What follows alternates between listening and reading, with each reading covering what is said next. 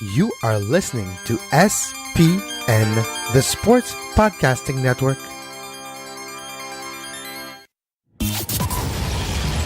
Welcome to Scuderia F1, the podcast that's always up to speed with the latest Formula One news. Follow us on Twitter at Scuderia F1 Pod and subscribe to the show on iTunes and Stitcher. Now, here are your hosts, Mark Dailey and Kevin Laramée. Hey everybody, good evening, good morning, good afternoon, wherever you may be on this planet. Welcome to your Tuesday. My name is Mark Dailey, and welcome to the podcast that is always up to speed with Formula One racing.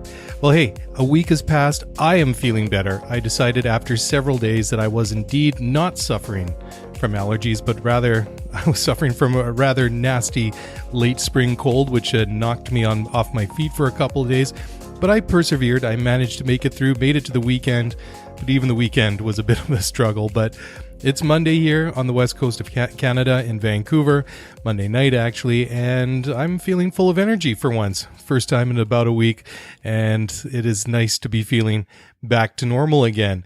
And what a busy week it has been in Formula One. Lots of news to talk about as we get ready here in the run-up to the Canadian Grand Prix. And yeah, I know I'm in Canada, but unfortunately, I'm on the West Coast. The Canadian Grand Prix, of course, takes place in Montreal, Circuit Gilles Villeneuve, which for me is a long way away. So sadly, I will not be able to go attend in person, but I will be able to watch live for once because it comes on at a very nice time of day, late morning, lunchtime here on the West Coast, and that doesn't get any better than watching Formula One at a decent time for once, rather than having to record it on my PVR and watch it after the fact, because I love Formula One. However, I do not like getting up at 5 a.m. on a Sunday morning to watch a Grand Prix. I'll make exceptions from time to time, but yeah, 5 a.m., I don't do 5 a.m. on Sundays.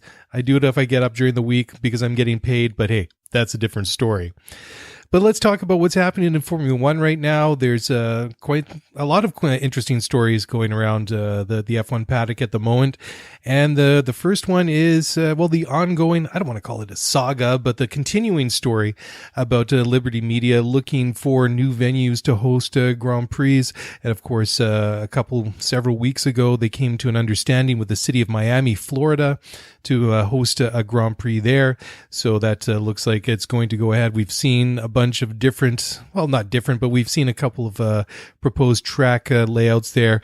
And there's also been some talk about lawsuits between residents and supporters of the Grand Prix there. But anyways, Liberty Media boss Chase Carey has outlined the potential or the criteria that they're looking for any potential F1 venues that they must meet in the future if they want to host a race there. So Carey, he wants these different circuits in these cities. He wants them to strike a balance between what he calls great racing and a location that has what he calls global appeal. Well, obviously, great racing. Of course, who doesn't want to see exciting racing like we saw in several times, not just this past weekend? I still think that the Monaco Grand Prix was exciting. I know a lot of you disagree with that, but hey, we've been there, done that.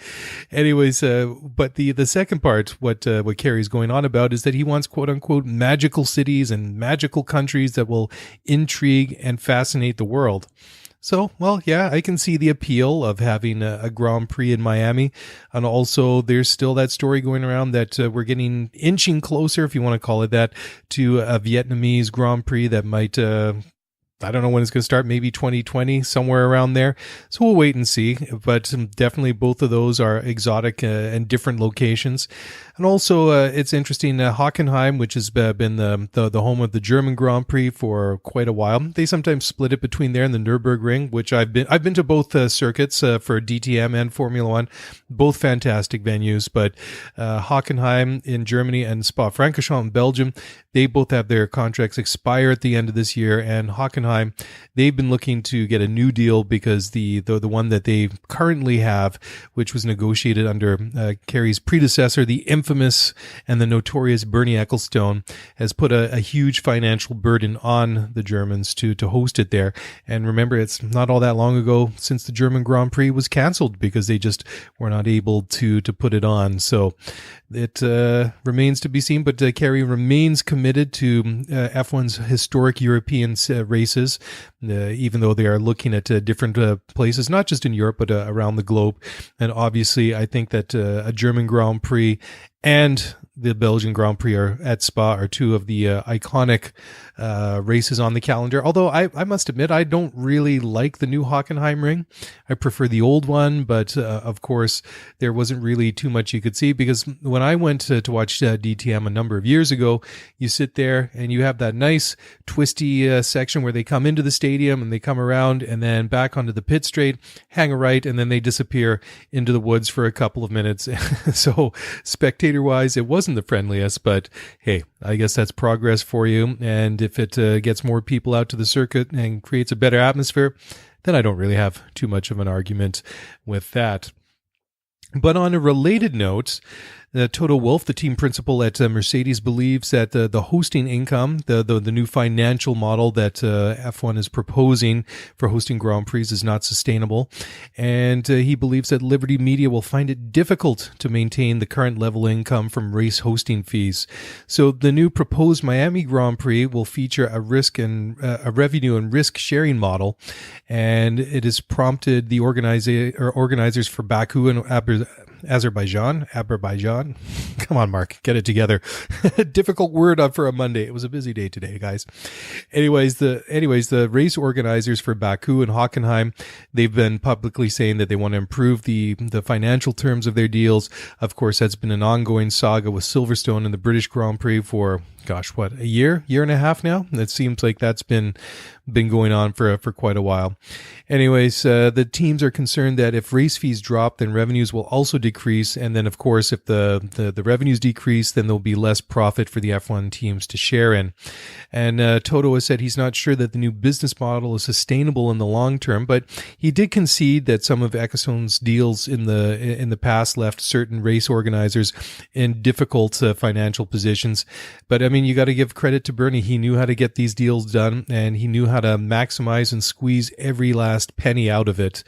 But of course, it did make things difficult. I mean, obviously, Silverstone, Hockenheim, which we just were talking about, are two examples.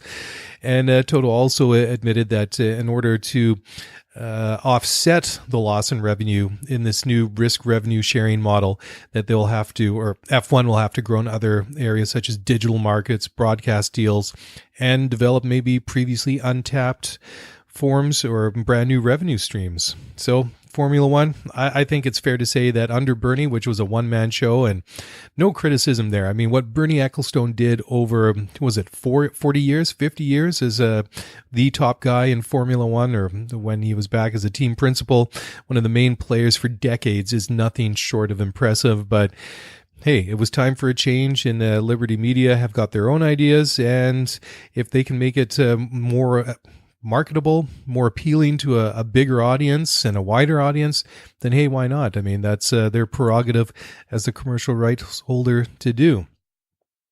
So last week on the podcast, it seemed that most of the news was about Red Bull Racing.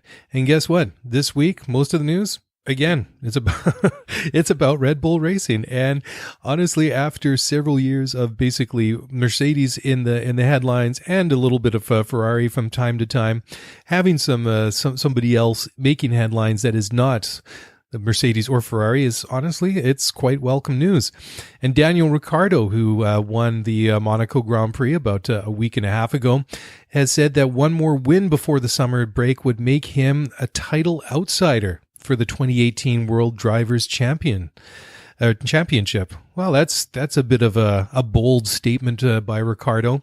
And I kind of think, well, I mean, there's a little bit of truth to that, I suppose. I mean, when you look at the top three teams, no surprise. I mean, it's Mercedes, it's Ferrari, and the outsider there is Red Bull. Obviously, the Renault engine that they have powering their car, or the Tag Heuer branded Renault engine that they have powering their car, is not as powerful as either the Mercedes or Ferrari engines, but they have a very good chassis, and Red Bull have proved over the season so far that they are willing to make some bold decisions when it comes to strategy and tactics. I mean, look at the double stack that they pulled in China that helped Ricciardo win that race, put him in a very good position to win that one. Unfortunately, Max Verstappen tangled with Sebastian Vettel and robbed him of the opportunity to perhaps win that race, but at least I think robbed Red Bull of a double podium.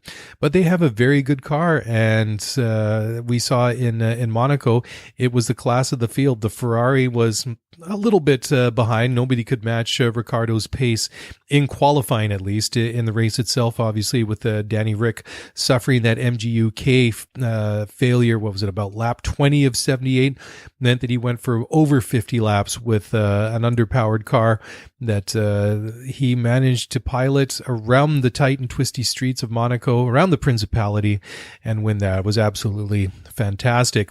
But Ricciardo obviously winning China and Monaco, and he's third in the championship at the moment on 72 points, and only Lewis Hamilton and Sebastian Vettel are ahead. Lewis, of course, leading it, and Sebastian is about 14, 15 points behind. So Daniel Ricciardo sitting very nicely. But Red Bull, they could win again. Obviously, there are some quicker Grand Prix coming up between now and the summer break at the end of July. And just on a bit of a related note here, I am really looking forward to the next month and a bit of sport. Obviously, we have the FIFA World Cups kicking off in, about 10 days from now? That's going to be amazing. Always love the World Cup. I'm a soccer guy just as much as I am a Formula One and motorsport guy. So I'm really looking forward to that. But then that epic month, that epic July in Formula One coming up when we have 3 back-to-back Grand Prix. Amazing. I'm really looking forward to that. But of course, one of those is going to be the Hungarian Grand Prix at the Hungaroring. And that is a circuit that is very similar in characteristics to Monaco. Obviously, it's not quite as compact, but it has very similar characteristics to it, even though it's laid out in the countryside outside of Budapest. And that's a track that Red Bull have they've done pretty good on over the years. Obviously, Danny Rick didn't do so well last year in 2017 after Max Verstappen collided with him on the opening lap, destroyed the side of his car, ruptured his radiators, and knocked poor Danny Rick out at that time. But that is obviously another track where if Monaco's anything to go by, he could do. Ricciardo or Verstappen could obviously make a run for pole position. And as we saw last year with Vettel, who was leading that race and had an issue with the steering in his Ferrari SF70H, that if you get in front, it's very much like Monaco. It's a difficult place to pass at times. Well, most of the time. I should be quite upfront about that we could see something similar if Red Bull and Verstappen and Ricciardo get out front. So we'll see. They've also, it hasn't been all sunny. It hasn't been all roses for Red Bull. They've had their issues this year. Obviously, Verstappen has had a number of incidents with just keeping his car on the track and having some collisions and all sorts of other issues in the opening half dozen races of the year. Of course, Bahrain was one to forget for Red Bull when both of them, they had a double DNF. Both cars, both Verstappen and Ricciardo, expired roughly at the same time. Ricciardo because of mechanical failures, and then Max because he tangled with Lewis Hamilton. So, they've had their problems, but Daniel Ricciardo looking very good, and also a very good position to be in as he is out of contract at the end of 2018 and setting himself up very nicely to either re-sign with Red Bull or perhaps, and who knows, it's not a stretch of the imagination to see him go to Ferrari or Mercedes. Who knows how likely it is, but I can imagine it. It could happen, so we'll have to wait and see. Now, moving along to other Red Bull news. Christian Horner, the team boss, has said that the focus is on the 2019 engine deal, and that has priority over a new contract for Daniel Ricciardo.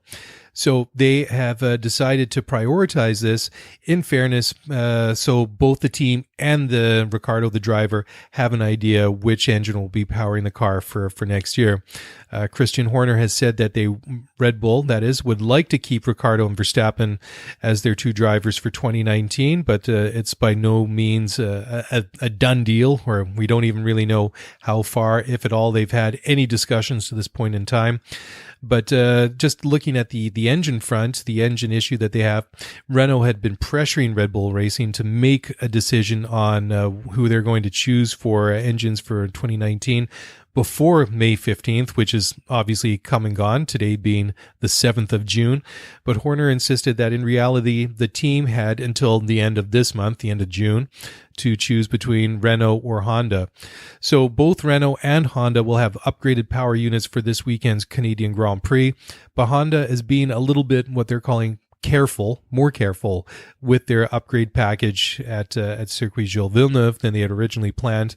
And I think this is a really savvy move. And the more they think about it, the more I really like it, how they managed to wangle that whole deal last year to get Honda engines for Toro Rosso, which is their junior team, obviously, and how, well, McLaren just could not dump Honda fast enough. Obviously, they had their fair share of problems, but obviously, they were not going to get a Mercedes or Ferrari power in Red Bull. So what are the other options? Obviously, it's Renault or it's going to be Honda. And what way to find out which is going to be the best of the two engines than to basically try both of them out. They know what the Renault is capable of. I mean, they've had a partnership with them for many, many years, obviously back before the new hybrid turbo era, which came into effect in 2014. But what with having Hondas in Toro Rosso, they have full access to all the data from that team, being obviously their junior team, as I just mentioned. And I love that. I think that's was a very smart bit of business for them. And whatever they choose to do, be it dump Renault and take Honda on board as their new engine partner for next year, they'll be doing it from what I think is a position of strength, because they obviously will have all the data and they'll know exactly what is the best choice for them. So it's going to be fascinating to watch. I mean, obviously, there's still a couple of weeks to go, and it'll be interesting to see how both of these teams, the Red Bull and Toro Rosso, perform at Montreal this weekend. And Toro Rosso, they've really been nowhere. I mean, Pierre Gasly had an outstanding Grand Prix when he piloted the Toro Rosso to fourth in Bahrain, but I kind of can't help but wonder if that really set some unrealistic expectations for them. And it's been pretty tough. Obviously, he was taken out by Romain Grosjean at the beginning of the Spanish Grand Prix when Roman did whatever he did and took out Gasly and Nico Hülkenberg on the opening lap. But it would be nice to see if they could turn things around and get back to a little bit better than we've seen in the past several races. And of course, it hasn't been a really solid relationship between Renault and Red Bull since the new hybrid turbo era. They've been quite critical of them at times, and obviously they have been quite underpowered when compared to Mercedes and Ferrari. And again, Ricciardo, he was very fortunate to win that Monaco Grand Prix the other week, despite having that MGUK power unit failure during the race. And if it was any other circuit other than Monaco, then obviously I think that the Sharks were circling, and Ricciardo could not have lasted at the front for over 50 laps like he did. So that was not a question, or not only an issue of a magnificent drive by a very good driver, but also some very fortunate circumstances where he was not put at a big of a disadvantage as he would as probably the other 20 circuits on the Formula One calendar this year. Well, with maybe the exception of the Hungaroring, but we'll see. Anyways, on that note, Adrian Newey of Red Bull has confirmed that Ricciardo will have Canadian Grand Prix grid penalties because of the aforementioned MGUK failure in Monaco. And despite early optimism that they might be able to salvage and repair the unit, that is in fact not the case. So he'll be getting a new one, which is his third of the season, meaning that he'll be handed grid penalties of some sort. Usually it's a 10-place grid penalty. And, well, we know Danny Rick can win a race not starting on this front row of the grid as we saw in China, but say he qualifies on pole position, he gets a 10 grid place penalty, so he's down to 10th at the very best. And I love Danny Rick, but I don't know. Barring some miraculous circumstances, then it seems unlikely that Ricciardo will win the Canadian Grand Prix this weekend. Now, looking ahead to the future of Formula One, and Pirelli is pushing for bigger wheels for the new regulations and specifications that will come into effect for 2021. And they want to switch from 13-inch to 18-inch wheels under the new regulations that are being developed by F1 Motorsport Director Ross Brawn. Now, FIA Race Director Charlie Whiting has hinted that the change is pretty much a certainty. And these bigger wheels have been pushed by Pirelli over the past several years, and they argue that the 18-inch wheels are more road relevant and therefore better for more marketing and, I guess, appeal to the public in general. I don't know. It doesn't really make a big difference to me. They already use these 18-inch wheels in Formula E and endurance racing. So I don't know. It's not a big deal to me, but if they want to go that way, obviously that will mean they'll have to redesign suspension and other parts and components on the car. But it seems, interestingly enough, that most of the teams in Formula One are in favor of this switch. And I can't remember that they all seem to be in favor of something unless they all seem to be agreeing to disagree on whatever the topic du jour was. So that's a welcome breath of fresh air. And most of them want to see the wheels introduced for 2020, but practically speaking, it just makes sense to put it off another year because 2021 is going to be completely different. We don't know how different yet because we've only seen some hints and some suggestions here and there along the way over the past several months. But it just makes sense that with Formula One completely changing for that year, that why not? If you're going to change everything else, why not just put the bigger wheels on, the 18-inch wheels on for 2021? So we'll wait and see, but it looks like it's going that way. And Pirelli, just as a little side note, they have the exclusive contract to be the manufacturer and tire supplier of Formula One, and that deal runs until the end of the 2019 season. So moving away from Red Bull a little bit and Pirelli a lot, I suppose, Lewis Hamilton has said that the Ferrari SF71H is the best car in the field in Formula One's three-way battle between Mercedes, Ferrari, and Red Bull. And he also admitted that he believes that Sebastian Vettel is the best of the top drivers and is experiencing and in the best form at the moment. And I think this is a very interesting comment from Lewis, who currently sits atop the World Drivers' Championship at the moment with a 14-point over Sebastian. And after 6 races, it's been a split 3-way. 2 for Hamilton, 2 for Vettel, and 2 for Daniel Ricciardo. And Hamilton said that Ferrari has been the fastest and performing best all season, but, and this was the big but, that Mercedes has been able to take advantage and capitalize when Ferrari have made mistakes, and they've done well at times, obviously. And Spain, I think, was a little bit concerning for people who are not fans of Mercedes. And let's face it, there are a lot of Mercedes fans in this day and age, but that was an absolutely dominant weekend, not just from Lewis Hamilton, but from Mercedes in general. Obviously, they won that race, Lewis and Valtteri Bottas coming home in first and second, and it was a very dominant and impressive weekend. So we'll wait and see what happens, but he believes that the Ferrari is the more well-rounded car. And I thought it was interesting in one of the interviews before Monaco, how Lewis kind of explained away the lack of pace that the Mercedes W09 had around the streets of Monaco, just saying that, of course, it is a challenge for the engineers and the designers to come up with a car that is a fast, the fastest car in or on all of the circuits. And of course, it's going to be a compromise to try and design a car that will perform well on all of the tracks. But of course, as we've seen over the past couple of years, that Monaco is not really suited to the Mercedes, at least of the past 2 seasons. But I can tell you one thing. While Lewis Hamilton, pretty much a guarantee he's going to win a race or 2 or 3 or 4 or 5, maybe more, the rest of this year. One team that's not going to win a race this year is Williams. And again, they're in the news for all the wrong reasons. As they announced earlier this week, the departure of their head of aerodynamics, Dirk de Beer. And this comes only a month after chief designer Ed Wood left the team.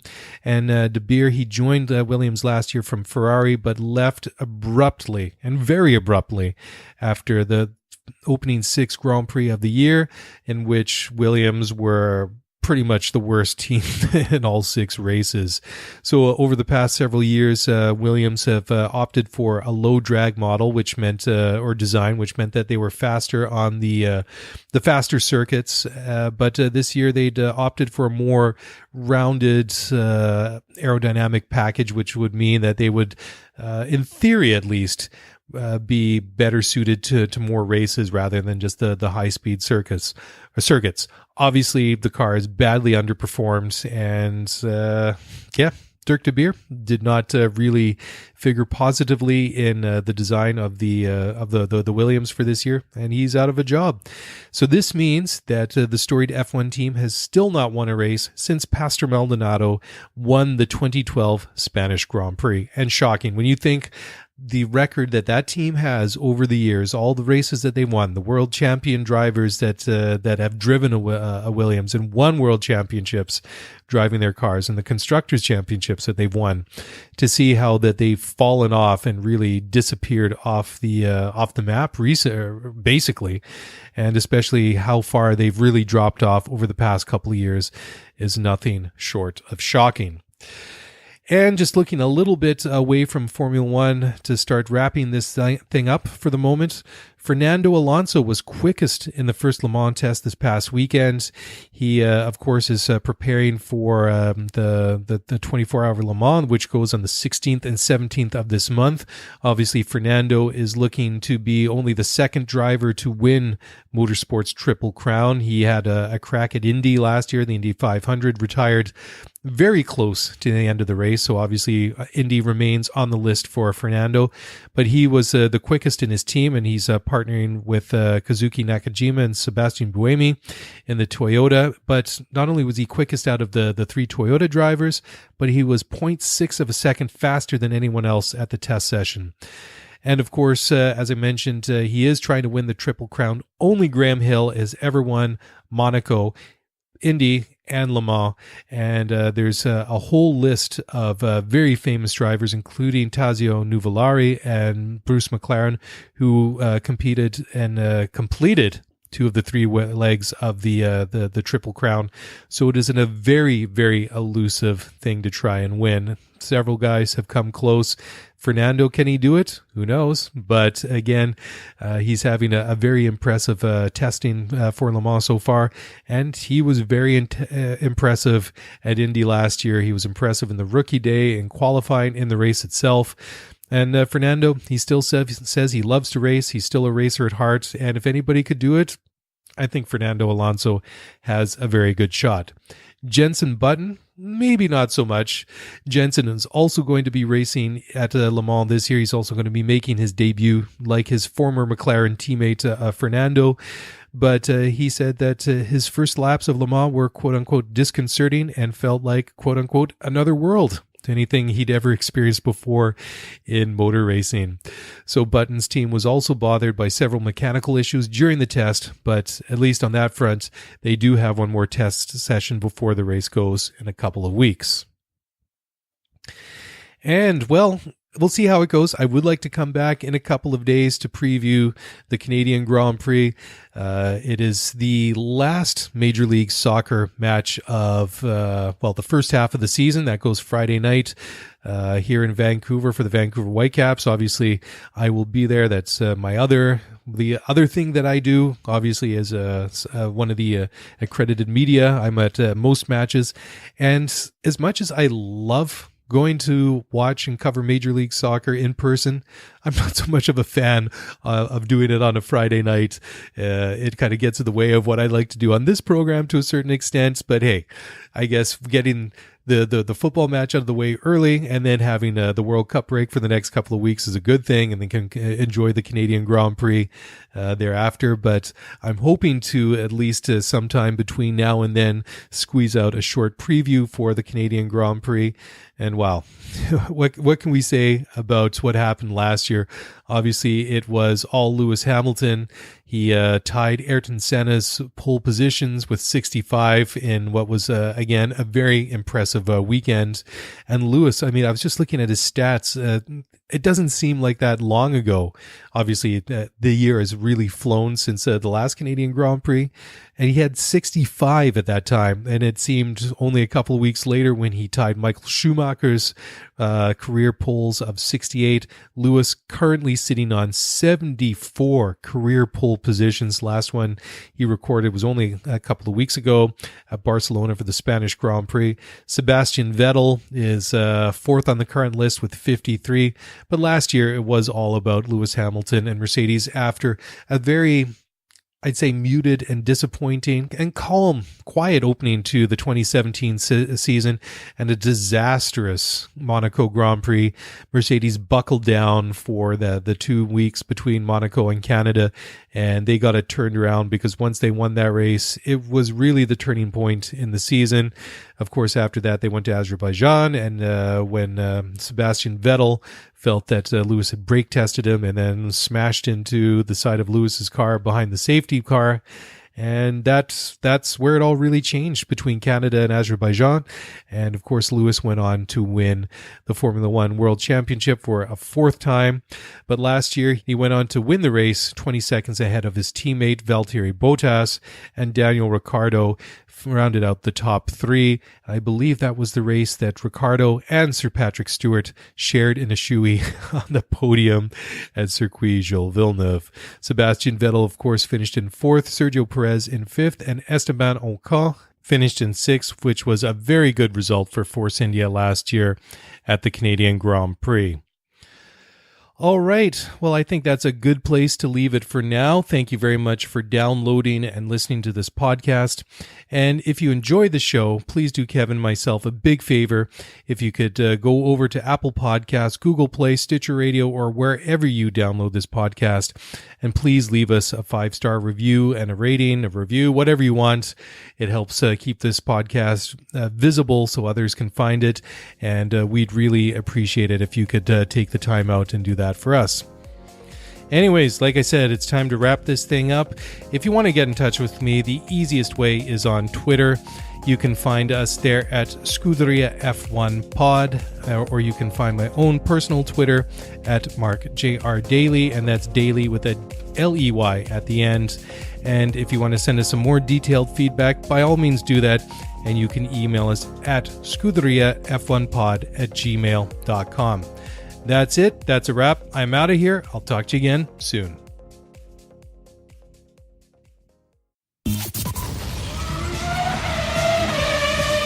Thanks for listening to the Scuderia F1 podcast. If you want to get the show notes for this episode, then head over to ScuderiaF1pod.com. Want to get in touch with us? Then email us at ScuderiaF1pod@gmail.com.